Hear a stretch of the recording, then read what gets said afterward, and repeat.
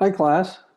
This is our third lecture for chapter 21 on radioactivity, and this will be on chapter 21.3.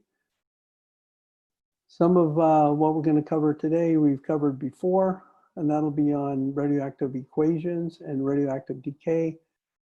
But then we'll go on to calculating half-lives and some of the kinetics involved with radio decay. And this will relate to what we learned earlier in chapter 12. We'll be doing a worksheet today, worksheet 8, and you'll need your calculator if you're going to follow along, and also maybe a periodic table. So let's get started. I'm going to share my screen as usual, and we will look at this PowerPoint. So chapter 21.3, radioactive decay and half-life. So we'll look at the kinetic model, and I'll just give you a heads up. That's a first order kinetic model that we learned in chapter 12. So it's the same kinetic model. We're going to apply the concept of half-life to nuclear decay reactions, and we're going to look at radiometric dating. And that's used by archaeologists, anthropologists, and geologists to measure the age of the things that they're studying. So nuclear decay, this shows a decay series for uranium-238. And this is a decay series we're going to explore a little bit when we do our worksheet. But just briefly, all radioisotopes have a decay series. They start off with the parent, and the parent changes to a daughter, and then you have a new parent and a new daughter, parent and daughter. In the case of uranium-238, it takes about 15 steps before it gets to a stable isotope, which is lead-206. So that's what happens with any radioisotope.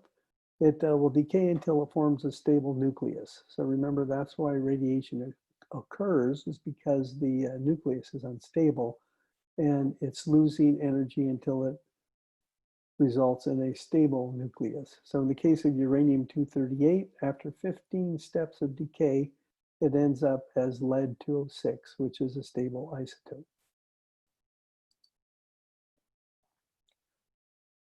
One thing about radio decay, every radioisotope decays at a different rate. And that results in what we call a half-life, a different half-life. So every isotope has a different half-life. And as I said previously, the series ends with a stable daughter isotope. So how do you measure radioactive decay? Well, here's some of the units we use for measuring. Some of those are disintegrations per second or disintegrations per minute. So if you multiply the disintegrations per second times 60 seconds per minute, you'll get the disintegrations per minute. That's a simple calculation. The SI unit for radioactivity is called the becquerel, and that's equal to 1 disintegration per second. Previously, the standard unit for radioactivity was the Curie, and that was 3.7 times 10 to the 10th becquerels. That was a lot of radioactivity. And that was based on the amount of radioactivity in 1 gram of radium. So that would be 3.7 times 10 to the 10th disintegrations per second in 1 gram of uranium. So that was the previous standard, but they've changed it to the becquerel. So how do you measure radioactivity? Well, there are 3 basic instruments. One is a Geiger-Müller counter, or otherwise known as a Geiger counter. And that's shown in this top right picture here. And this is an instrument. I used radioactivity when I work in industry. I worked for 26 years using radioactive isotopes, mostly carbon-14. And we used the Geiger-Müller counter, every day at the end of the day to determine if we had contaminated our workspace. So we go around the lab at the end of the day with the Geiger-Müller counter, which has this flat pancake-looking detector here, and just sweep it over the surface. And it's very sensitive and would tell us if we contaminated the surface at all. The Geiger-Müller counter works, both of these work on the energetics of radioactivity. And because radioactivity is ionizing, the Geiger-Müller counter has some gas in here that when the radioactive particle passes through it, creates ions, which provide the path for electricity. So there's electric potential inside here, and when the ion's created, you get a little electric current. So every time a particle passes through that, you get a pulse of electricity that's detected on the detector. And the Geiger-Müller counter, I should have an audio here, but I don't. But it's just like a beep, beep, beep, beep, beep, or tick, tick, tick, tick, tick every time a radioactive event occurs. So these are very sensitive. They can pick up background radiation. We'll talk about that later on. But background radiation is something like maybe 10 counts per minute. So it's not very much radioactivity, but we're exposed to it all the time, and this Geiger counter can pick that up. Another type of detector is a sodium iodide scintillation. That's a solid, that's a crystal, and it detects particularly gamma rays. I don't know if it picks up the other ones, but this is the kind of detector you can buy. You can buy a little one for your iPhone and plug it in. I know it'll pick up gamma rays, but it doesn't pick up beta or alpha. The other instrument we used in our lab was a liquid scintillation detector. And this uses a liquid medium that you put the radioactive sample in, and the radioactive particles interact with the solution and produce light. So the energy from the particles activates a chemical in the solution that produces light. And so this instrument picks up the light produced by each radioactive particle that's emitted from the sample. So let's go on to half-life. So we said that half-life is the time it takes for 50% of the atoms in a radioactive sample to decay. It's just like a half-life when we talked about chemical kinetics. Previously, it's when half of the substance, it's the time it takes for half of the substance to disappear.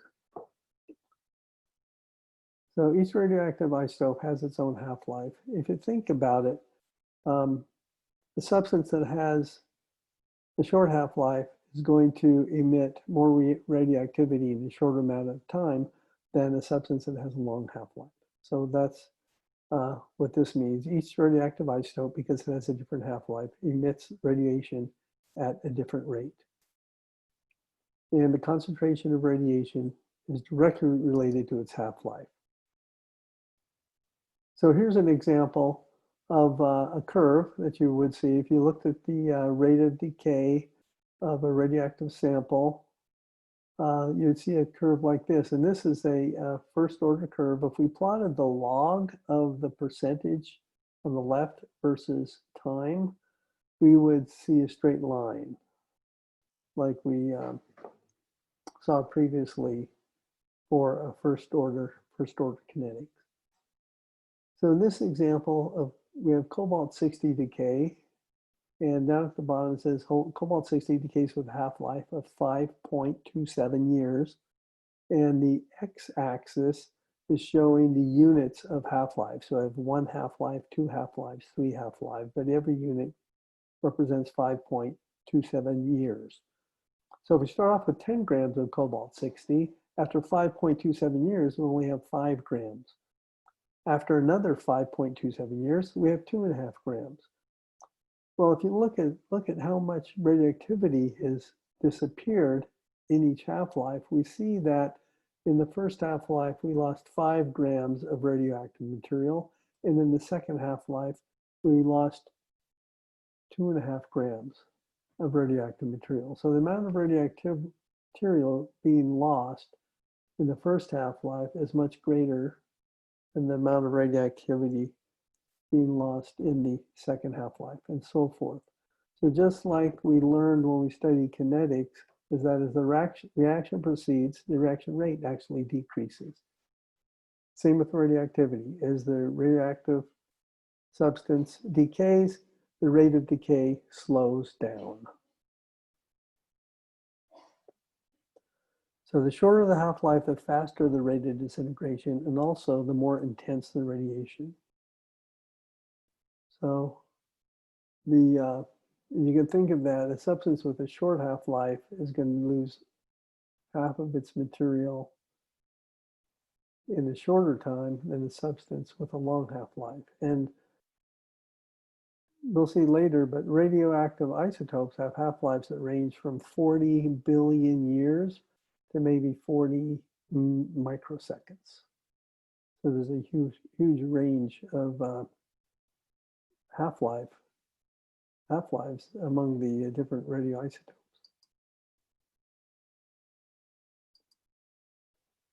So the rate of decay is like the rate of a chemical reaction. And we learned that when we studied chemical kinetics, we talked about 3 types of chemical reactions: 0 order, 1st order, and 2nd order.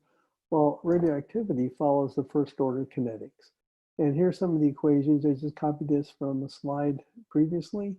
These are some of the equations we use when we study 1st order kinetics. And this equation here, it shows the concentration of the substance at a certain time compared to the initial concentration. Is an important equation. So this is derived from the integrated 1st order rate equation. The other equation that's important for us to use, that we'll find useful, is this one right here. It's the half-life equation. So T1/2 is equal to log 2 over K, and we'll be using that a lot. So let's go back here. Let me clear this. Go to the next slide.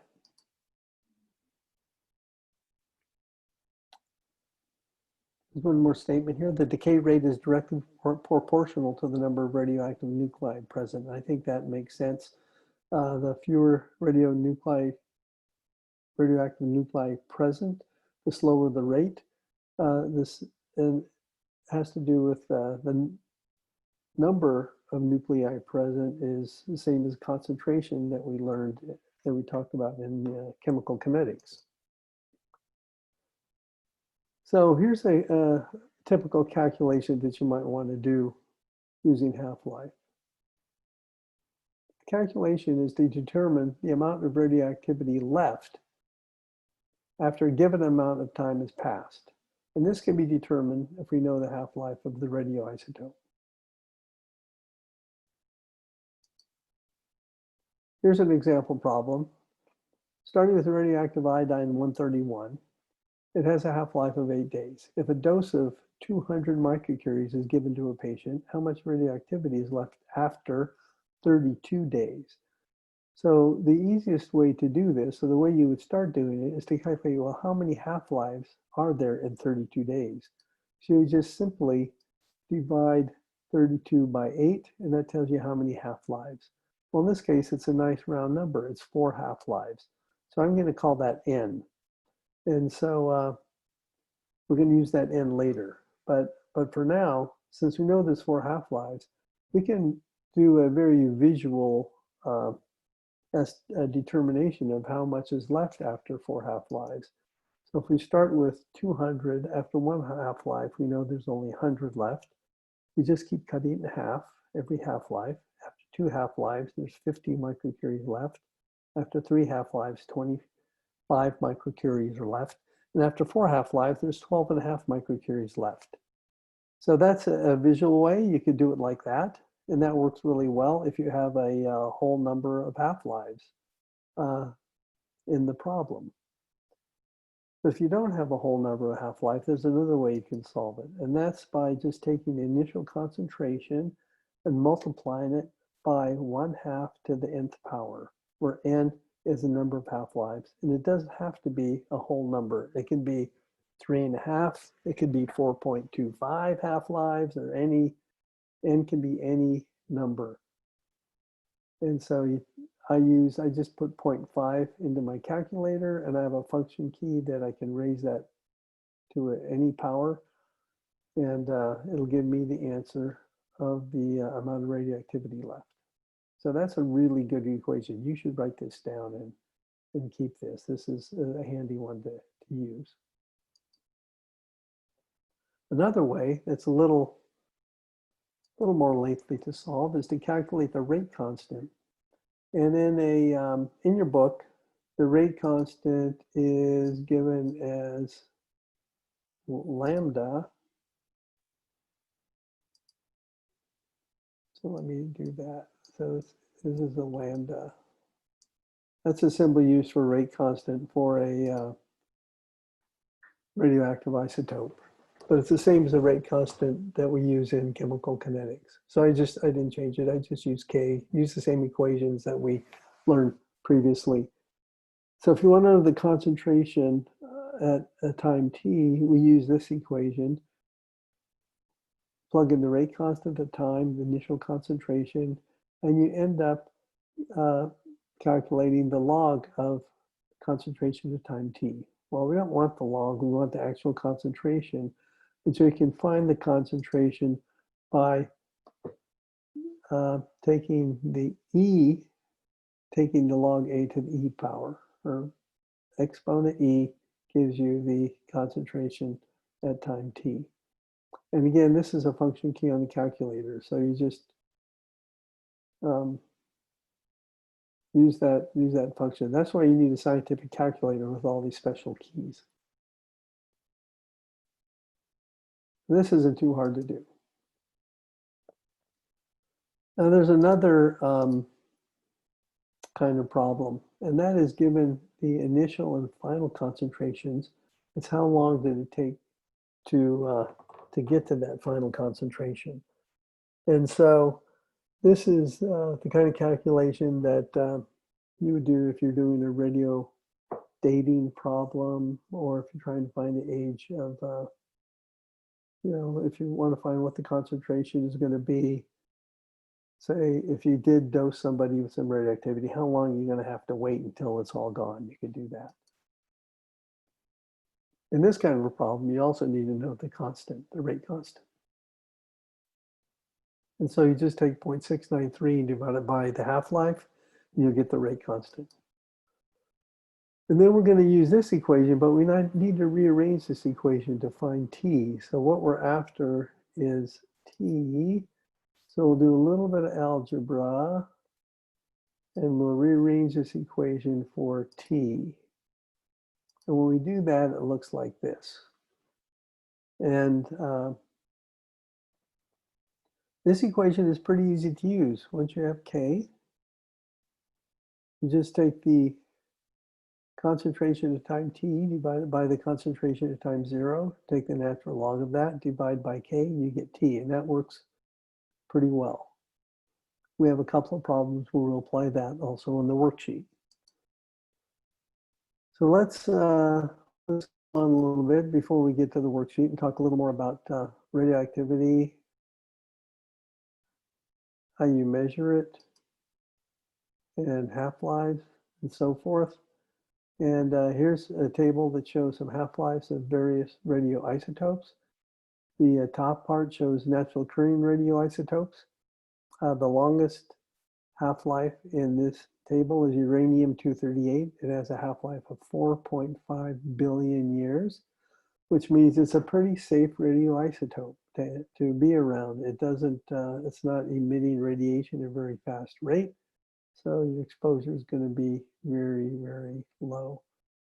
On the other hand, tritium emits, it's a beta particle emitter, and it has a half-life of 12.3 years. It's probably a little more dangerous to be around because it's emitting radiation much more intensely than the uranium. Uranium is an alpha emitter, which alpha particles are worse. but there aren't very many of them. So that's what you have to consider. On the other hand, on the bottom of this are radioisotopes used in medicine. You see they all have very short half-lives. Now the benefit of a short half-life is that you don't have to use much radioactivity to be able to detect it because it's all being emitted in a short amount of time. So you can use smaller doses.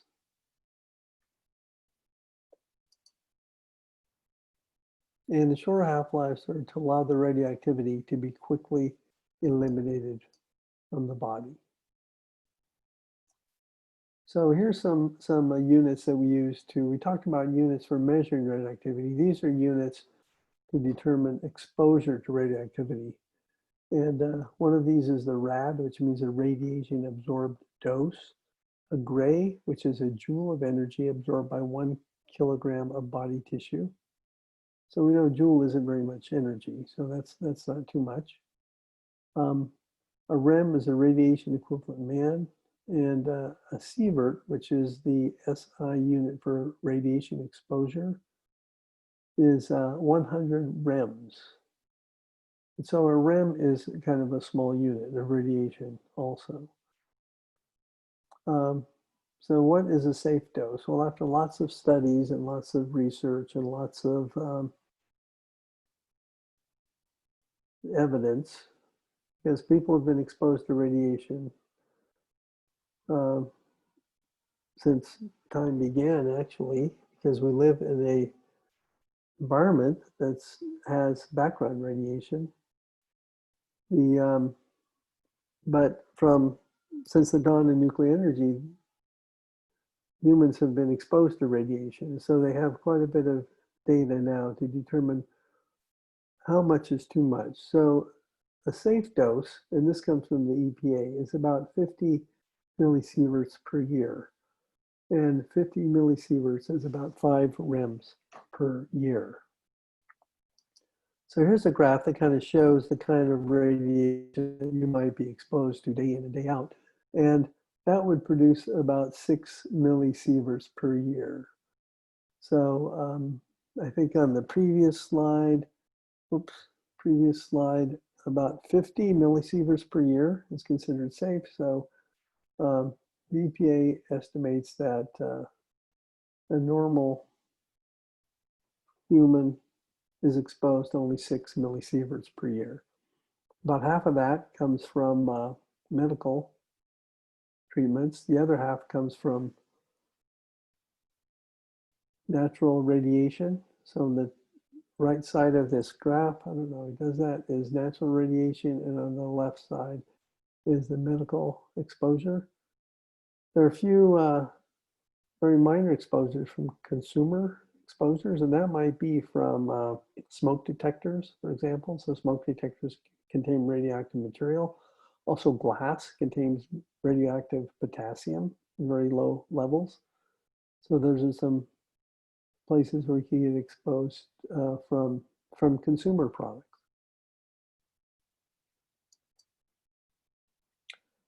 So an application for radioactive is dating substances. So one common application that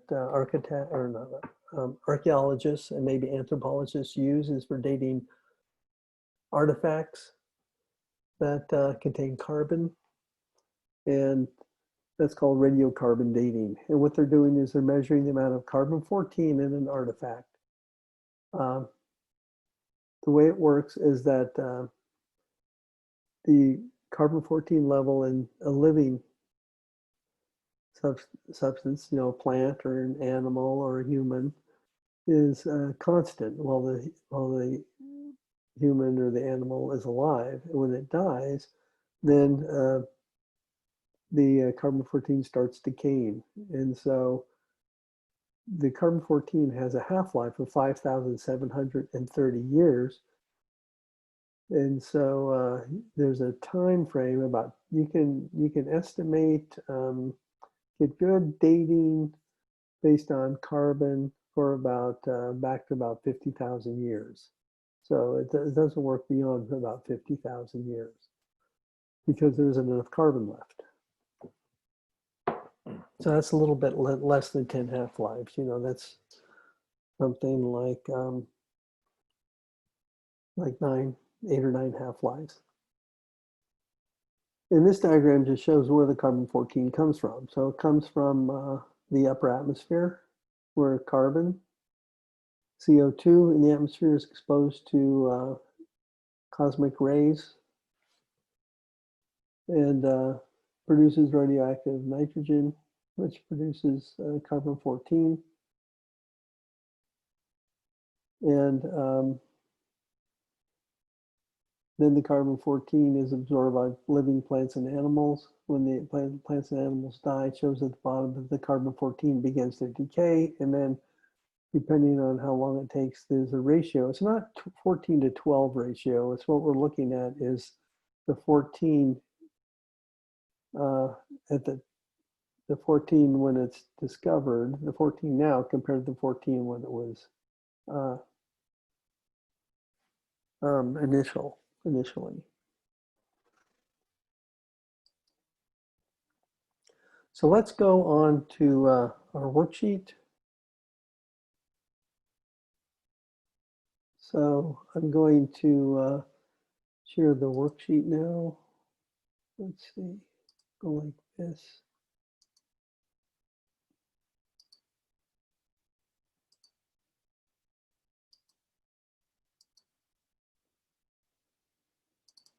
Double click it, come on, here's our worksheet. Speaker view, and do the worksheet, there we go.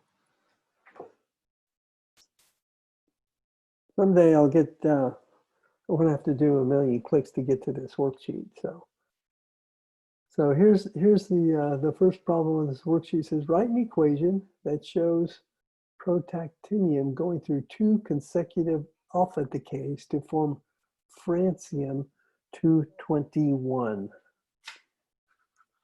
And so I want to make sure I get my symbols correct. So francium is down here, and the symbol for francium is Fr. Francium is an alkali metal.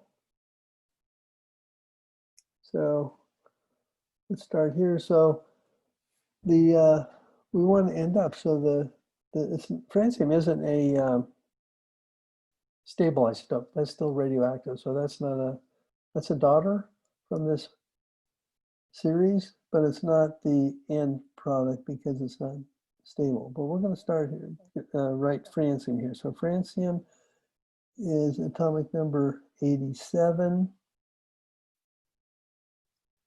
And this is francium 221, so we have 221 up here. It says, write an equation of protactinium going through 2 consecutive alpha decays. So that means the product at the end is francium plus an alpha particle.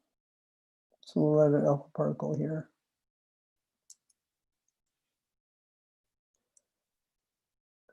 And we're going to work backwards.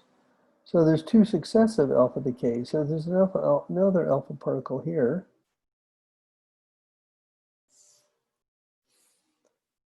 And this is similar to what we did previously. We're going to fill in these boxes.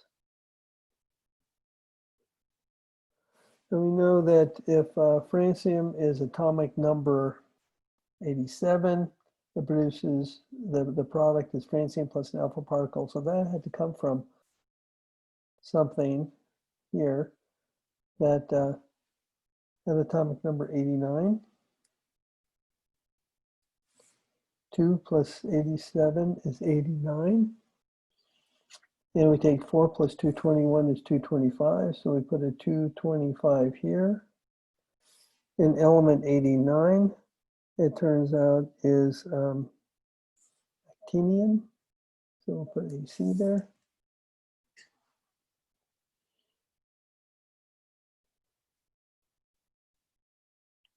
And we have to back up one more. So it says, writing equation shows protactinium. So I guess if we go back again, we should end up with protactinium 89. We're going to add 2 to 89. We're going to get 91. 91 is protactinium. And the mass of titanium is going to be 225 plus 4 would be 229.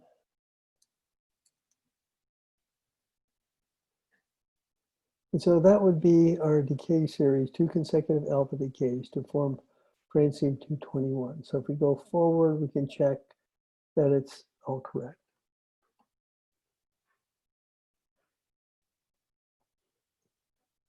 All right, question 2. It says the figure below shows the radioactive decay of uranium-238. This is what we saw previously in our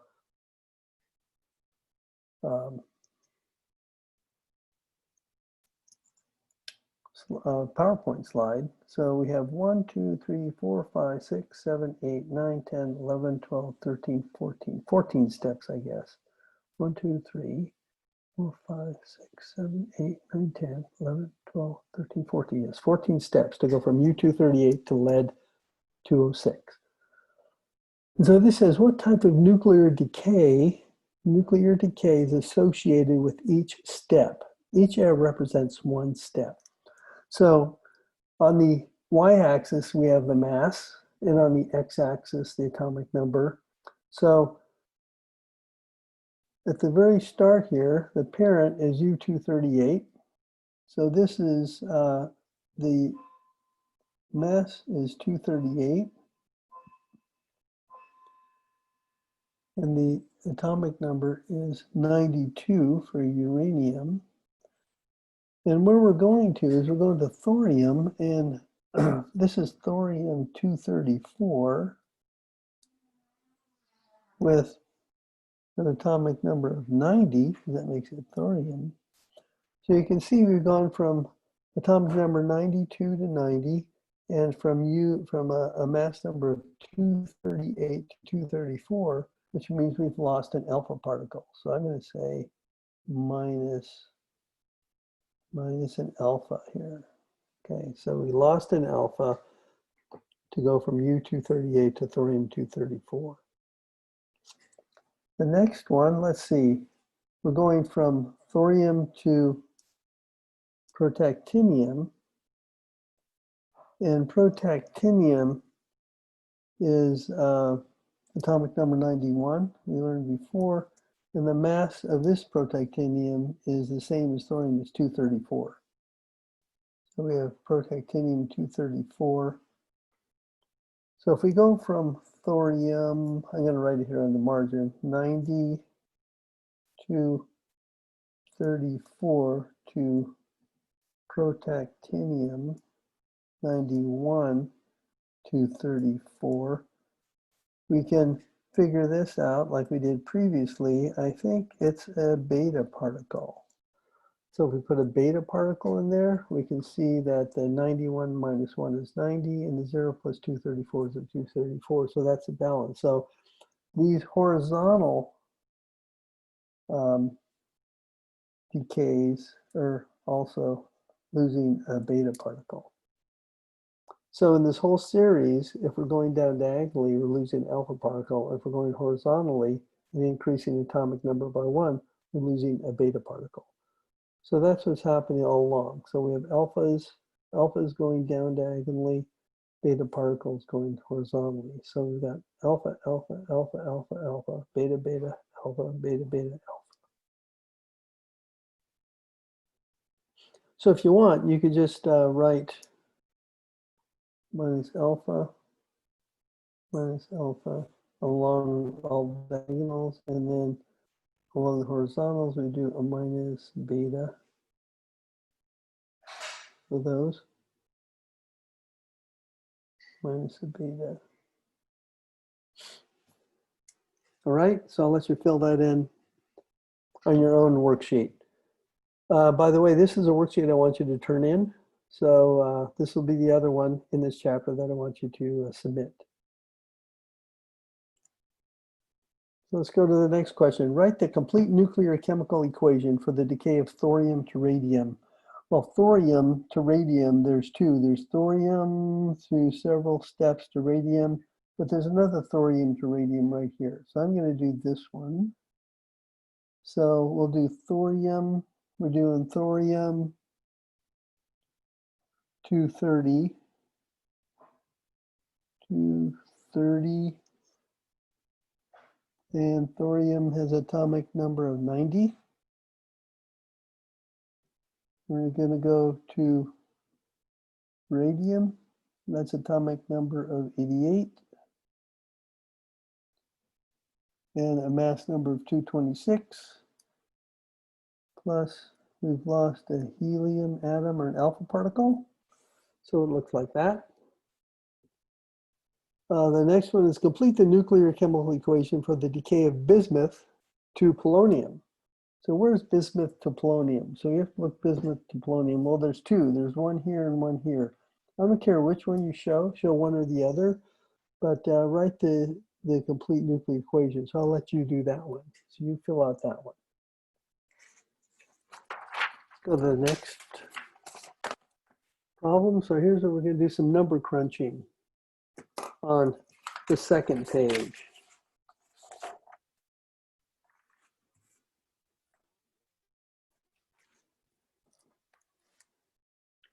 So the radioactive decay of TL, I don't know what TL is, that's a thallium, maybe it's called thallium.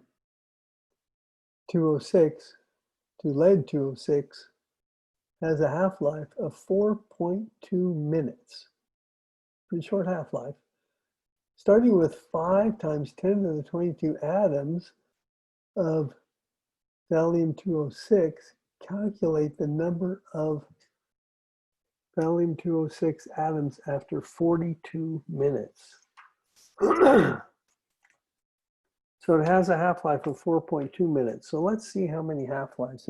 So we have 40 to time equals 42 minutes. We're going to divide it by the T1 half, which is 4.2 minutes. So that means we have 10 half-lives. And that's going to equal 10. So 10's half-lives going to equal 10. So I'm going to use my, we could divide this in half 10 times to get there, but I'm going to use the other equation. I'm going to say we have 5.00 times 10 to the 22 atoms. And we're going to multiply it times 1/2 to the 10th. And we're going to bring out my calculator. And when I do that,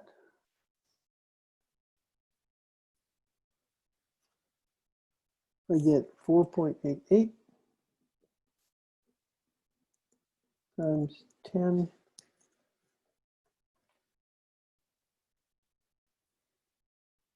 to the 19th, I think. Read my writing. It's a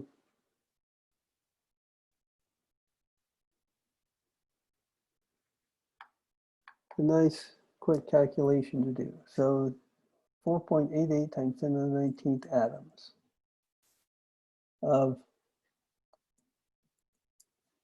thallium 206 remaining.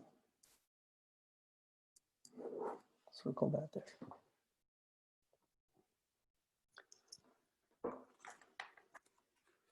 All right, in the next series of reactions, I've already done these. So I'll just walk through them step by step. They were a little more time consuming writing down the equations. They were a little longer. So I'll just go through these. The first one, it says, a wooden artifact has a C14 activity of 9.1 disintegrations per second. So that's not much. That's barely above background. Given that the C14 activity of an equal mass of live wood has a constant value of 15.2 disintegrations per second, determine the age of the artifact. Well, we're assuming that live wood is what this artifact had when it was alive, and then it's decayed to the extent that it only has 9.1 disintegrations per second now. So we want to know how long has it been decaying to get down to that point. So the half-life of C14 is 5,730 years. So that's what we're going to use. So we want to know the time. So I'm going to use that equation I showed you previously to calculate time. So it's a log of the final concentration and the concentration at time t, which is what we're trying to figure out. Well, we know what the value is at time t, divided by the initial concentration, which is 15.2. So we're going to have 9.1 over 15.2 divided by k. So the thing that we don't have in this problem is k. We have to calculate k, but we know that we can calculate k from the half-life. So 0.693 divided by t½ equals k. So what I've done is when I did this calculation, I put the log over a t over a0, which is here, at over a0, and that's 9.1 dps divided by 15.2 dps. I divided that first, then I took the log of it, the natural log on my calculator, and I got minus 0.5130.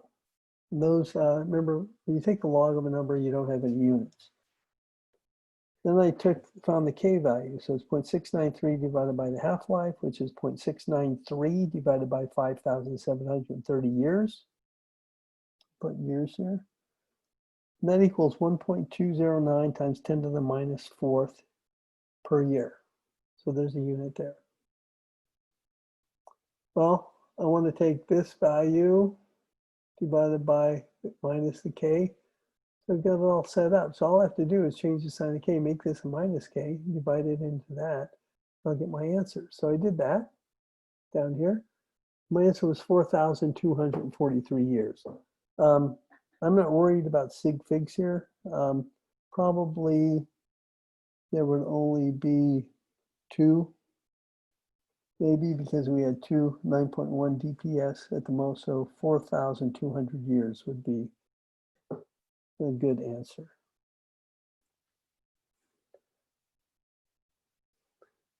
This next calculation is similar. The next problem is similar. It says a sample of rock was found to contain 8.23 milligrams of rubidium-87 with a half-life of 4.7 times 10 to the 10th years. It's a little hard to see on this picture here, but if you have the original in front of you, you can see it. And it has 4.47 milligrams of strontium-87. Well, what I'm assuming here is that the rubidium decays to yield strontium-47. And if you look on the periodic table, that would be a beta decay, because rubidium is 1 atomic number less, has 1 less proton than strontium. So if you do a rubidium, loses a beta particle, it turns into strontium. So we'll use the same equation up here. If we know how much we had originally divided by how much we have now, we can divide by the rate constant and get the time. The thing is that strontium and rubidium, they actually have the same masses. So they're the same atomic, in your textbook, it said you had to convert these to moles and you add the moles together. But rubidium-87 and strontium-87 really weigh about the same. And I looked it up, and they do weigh the same. So to do this problem, you can do it a little differently than I did it. You can just take the 8.23 and add it to the 0.47, and you get the original mass of rubidium. Then you take the 8.23. So let me do that. Here's another way. So AT equals 8.23 milligrams.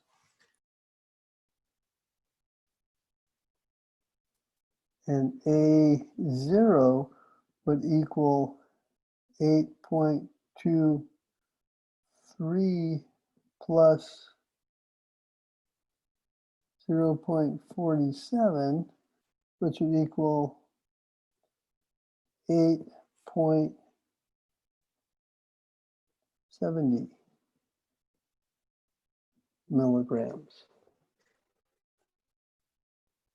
So you take your 8.23 divided by 8.70 and take the natural log of that. Now, I did it a long way. I actually figured out how many moles of rubidium-87 there is and how many moles of strontium are, and then added those number of moles together to get the original moles. So A0, I did this reaction in moles, but I could have done it in milligrams because the molar mass of it is the same for both of those. There is a mass defect because I lost a beta particle that we talked about previously, but the mass defect is insignificant for this problem.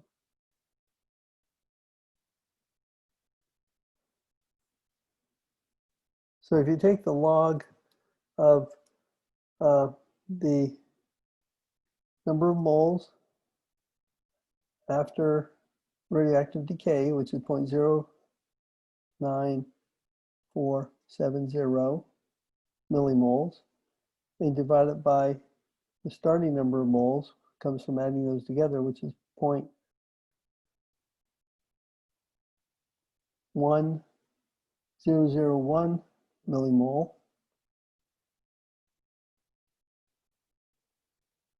And take the log of that, you get minus 0.0556.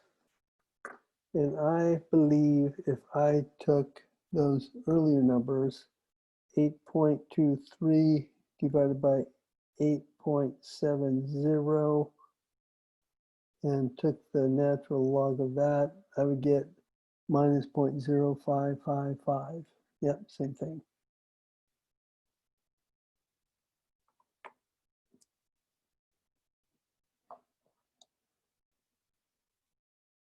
And I calculated the radioactive decay rate constant, the decay constant, 0.693 divided by the half-life, 4.7 times 10 to the 10th years, and I got 1.47 times 10 to the minus 11th per year. Then I divided those two over here to get the age of that rock, and it was 3.8 times 10 to the 9th years, 3.8 billion years.